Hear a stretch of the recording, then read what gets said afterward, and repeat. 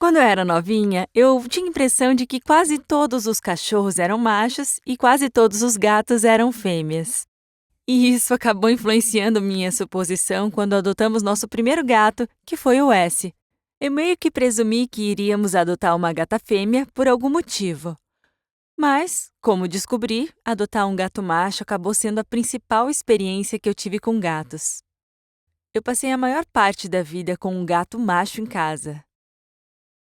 Então, nesse vídeo, quero compartilhar algumas curiosidades interessantes sobre nossos gatos machos, que representam, na verdade, 50% da população felina, e explorar algumas coisas fascinantes que tornam eles especiais.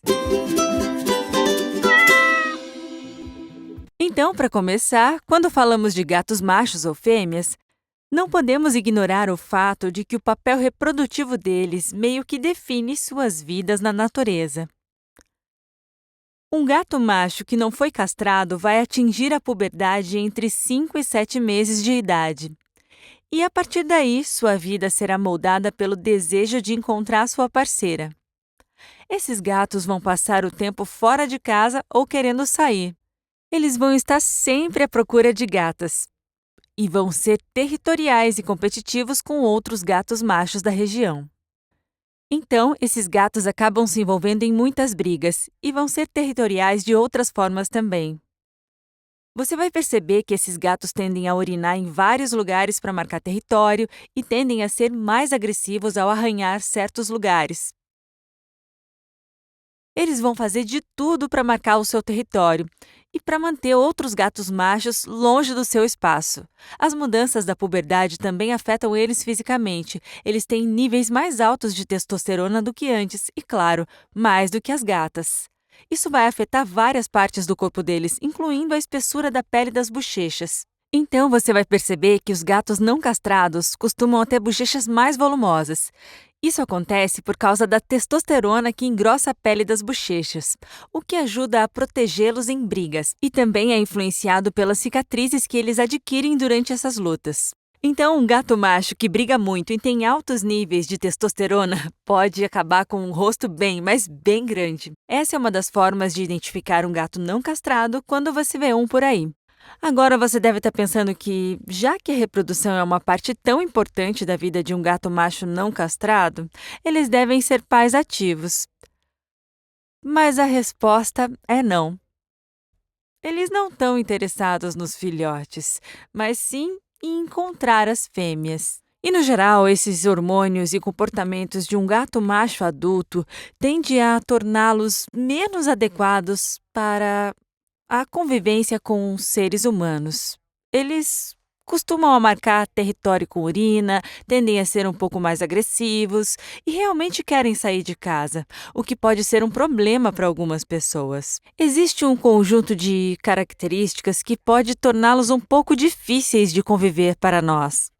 Mas se você estiver assistindo esse vídeo, é provável que o seu gato macho não tenha passado por nada disso. Provavelmente ele foi castrado ainda jovem, e isso elimina muitos desses fatores hormonais e comportamentais que tornam os gatos não castrados tão diferentes. No entanto, existem várias coisas que tornam os gatos machos especiais, independente de terem sido castrados ou não. Então, vamos explorar algumas dessas curiosidades. A primeira curiosidade interessante é que cerca de 80% de todos os gatos laranjas são machos. É muito mais provável que você tenha um gato macho laranja do que uma gata fêmea laranja. E isso acontece porque os genes da cor estão ligados ao sexo. Considerando que os gatos machos possuem um cromossomo X e um Y e não experimentam a inativação do X, que cria um mosaico de cores do pelo, eles não conseguem formar o padrão de cores de gatos malhados ou escaminhas.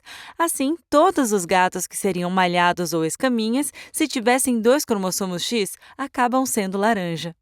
Então, o que acontece é que acabamos tendo muito mais gatos laranja machos do que fêmeas. E a partir desse ponto sobre os genes de cor e os cromossomos sexuais, o fato de os machos terem apenas um cromossomo X e um cromossomo Y significa que eles quase nunca serão gatos escaminhas. Portanto, se você vir um gato com pelos pretos e laranjas, ele é quase certamente uma fêmea. Há uma exceção para isso, que ocorre em cerca de 1 em cada 3.000 nascimentos de gatos escaminhas. É um gato que tem 2 cópias do cromossomo X, além de um cromossomo Y. Geralmente chamamos esses gatos de machos escaminhas. Algo extremamente, mas muito raro. Esses gatos são inférteis, então eles não transmitem essa característica para futuras gerações. A terceira curiosidade é que, por terem uma uretra mais longa, os gatos machos são significativamente mais propensos a desenvolver obstruções uretrais do que as fêmeas. Isso acontece quando uma combinação de materiais se acumula na uretra, bloqueando ela e impedindo o gato de urinar. Embora as gatas também possam desenvolver problemas no trato urinário, como cistite, infecções e cristais, elas quase nunca ficam completamente bloqueadas. Isso é tão comum em gatos machos em comparação com as fêmeas que alguns veterinários chegam a chamar essa condição de bloqueio do tom.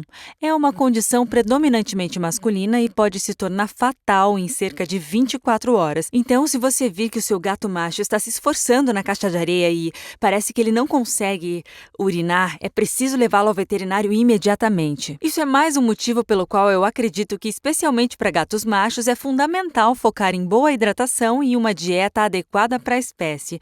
O ideal é que seu gato consiga eliminar tudo pela uretra, sem que haja qualquer acúmulo. E uma boa hidratação pode ser uma das maneiras mais eficazes de lidar com isso, junto com um pH dietético adequado e outros fatores.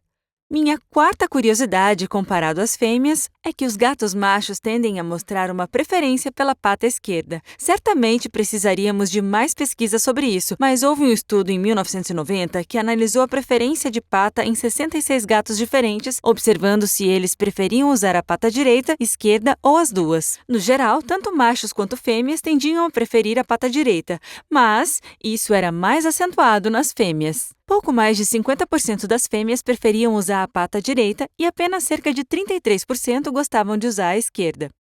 Nos gatos machos, essa distribuição foi mais equilibrada, então parece que, no geral, os gatos machos têm um pouco menos de preferência pela pata direita do que as fêmeas. Minha próxima curiosidade é que, embora machos e fêmeas pareçam geralmente iguais, os machos tendem a ser um pouco maiores que as fêmeas. De novo, isso tende a variar mais por raça e outros fatores genéticos do que apenas pelo sexo. Os machos tendem a ser um pouco mais pesados e mais longos do que as fêmeas. Curiosamente, isso parece ser mais evidente em gatos laranjas do que em gatos de outras cores.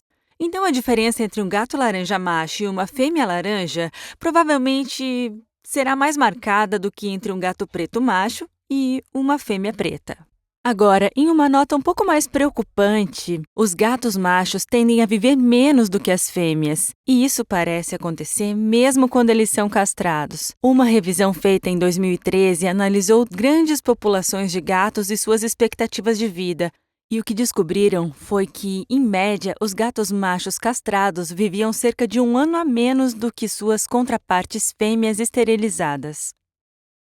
Então, parece que, mesmo levando em conta a castração e a esterilização, os gatos machos vivem menos. Eu não tenho certeza do porquê disso. Se você tiver alguma ideia, por favor, compartilhe nos comentários. Porém, isso não significa que castrar ou esterilizar não tenha um impacto significativo na expectativa de vida. Os gatos machos se beneficiam mais da castração do que as fêmeas da esterilização. Por todos os motivos que mencionei no início desse vídeo, os machos tendem a ganhar cerca de 4 anos a mais de vida.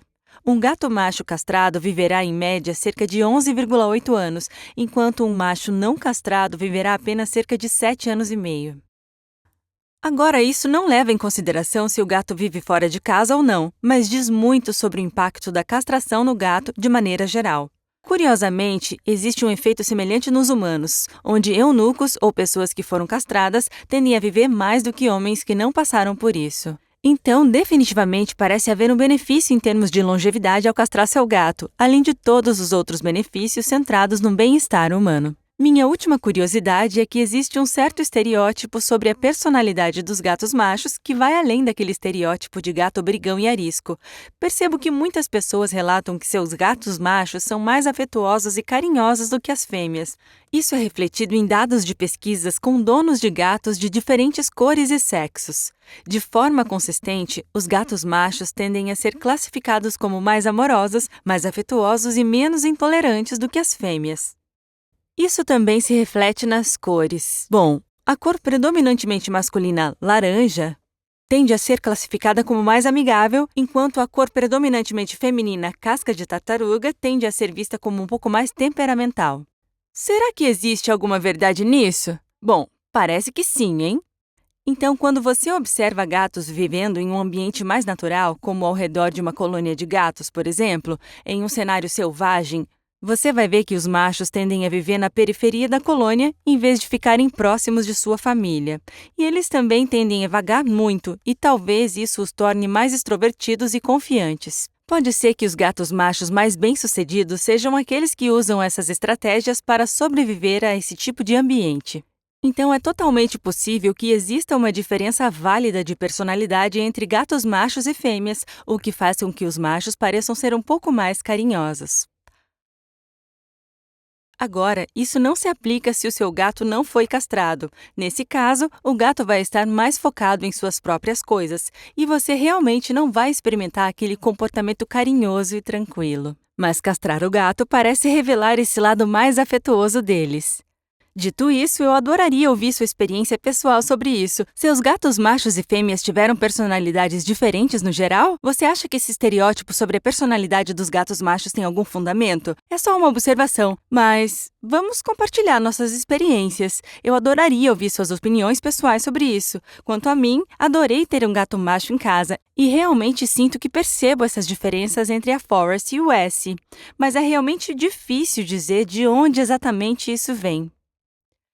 Acho que eles simplesmente têm suas próprias personalidades únicas e é realmente difícil determinar exatamente o que está causando isso.